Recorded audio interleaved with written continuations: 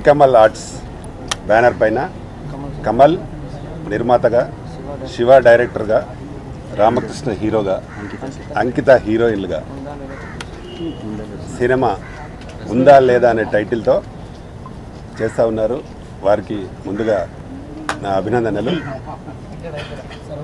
Cinema ఇండస్ట్రీకి సినిమాలు తీయాలనే మంచి సదుద్దేశంతోనే చాలామంది ఇండస్ట్రీకి వస్తున్నారు. వాళ్ళు సినిమాలు తీసే వరకు చాలా బ్రహ్మాండంగా అందరూ చేస్తూ ఉన్నారు. కానీ రిలీజ్కు ప్రాబ్లం అయితే ఉంది ఇండస్ట్రీలో. నా పేరు కమల్ అండి. ఈ మూవీకి ప్రొడ్యూసర్ని నేనే. జై కమల్ ఆర్ట్స్. మా ఆహ్వానాన్ని అందించి వచ్చిన దశరథ్ గారికి, తమ్మారెడ్డి భరద్వాజ్ గారికి, రామకృష్ణ గారికి నా ప్రత్యేక కృతజ్ఞతలు తెలుపుకుంటున్నాను.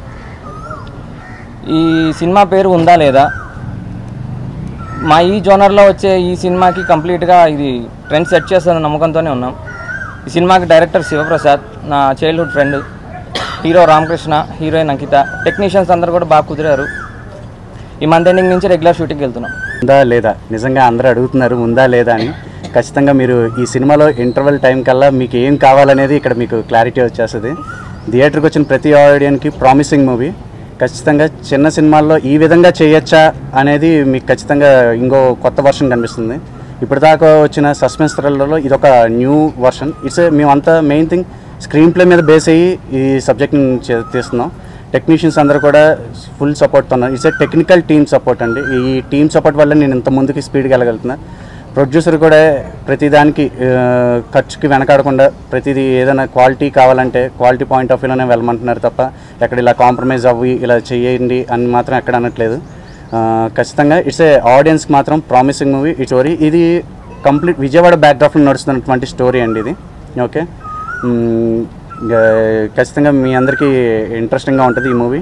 ఓకే, కెమెరామెన్ వచ్చి ప్రవీణ్ కే బంగారి, నా ఫ్రెండ్. యాక్చువల్గా ఫిల్మ్ ఇన్స్టిట్యూట్ నుంచి ఇద్దరం ఫ్రెండ్స్ని.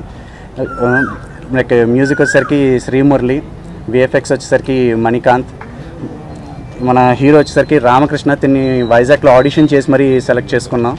హీరోయిన్ వచ్చేసరికి తను అంకిత, తను కన్నడలో చైల్డ్ ఆర్టిస్ట్ కూడా ఒకప్పుడు.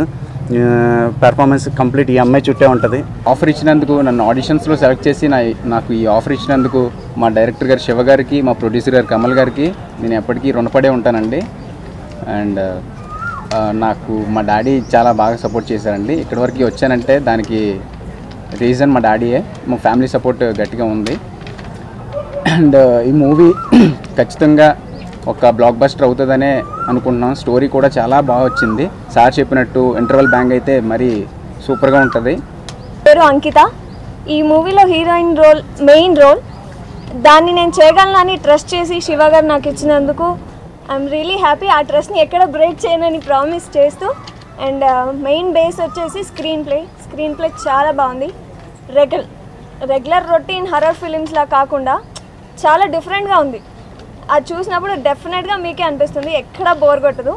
ఇంటర్వెల్ బ్యాంగ్ దగ్గర నెక్స్ట్ ఏంటి ఉందా లేదా మీలోనే సస్పెన్స్ క్రియేట్ అవుతుంది.